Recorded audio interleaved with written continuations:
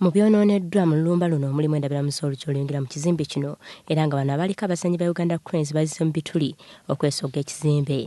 Bano bamaze ebbanga nga babeera nga bwe bagenda okweddiza ebyo bayita ebyabwe nga bino mulimu n'ekitebe kya Fufa Emmengo abakusambako mbadde Dani Walusimbi, George Ssemwogerere n'abalala bawera okugenda mu maaso n'okulwanyisa Fufa bwe gye balowooza nti eriwo mu bukyamu.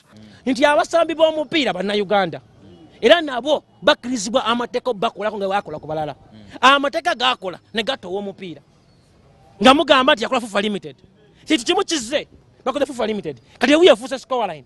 Mwenna mutunula. Kinenya musango mwenna abamawulire. You can go and report nga Walusimbi alina certificate. Nomutasobola kwebuuza oli yaani.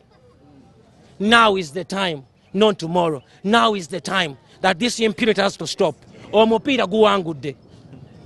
Omwogezi wa Fufa Ahmed Hussein ayogedde nga munnyamivu yewuunyizanya ekyabazannyi okumenya ne bayingira mu yafisi za Fufa era n'agamba tewali kyonooneddwa oluvannyuma lwa poliisi okukakkanya embeera.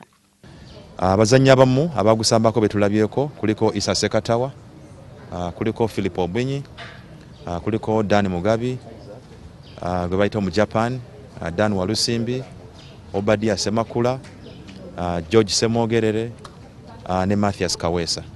Nanik Muzamil ne Kudus naye nga bobunna naffe kitwewuunyisa nnyo okulaba nga abantu bwe batyo balina kye bakoze.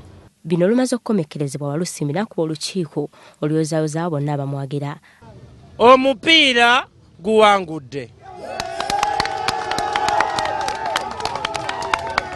Ekyokubiri, baganda bange mwebale kuyimira ku lwa mupiira era tukkiriziganyiza ti obufere buno tebulina kweyongerayo. Era tukkiza ne DPC ennyumba eno esooka ekwatibwe eprotectingibwe tugende amateeka gakole ki. Abawagizi ba Walusimbi nabo boogedde. Tukoye mu Magogo tukuzanyirako esaawa Magogo kyaliddeko akimala. Bannayuganda tukoye okubbibwa eno ennyumba tekyali mu mikono gyaffe.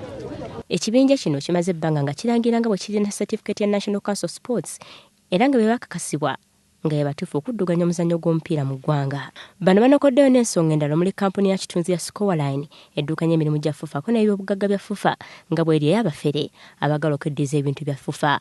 Olivia Nakate, WBS TV, Amasunsule.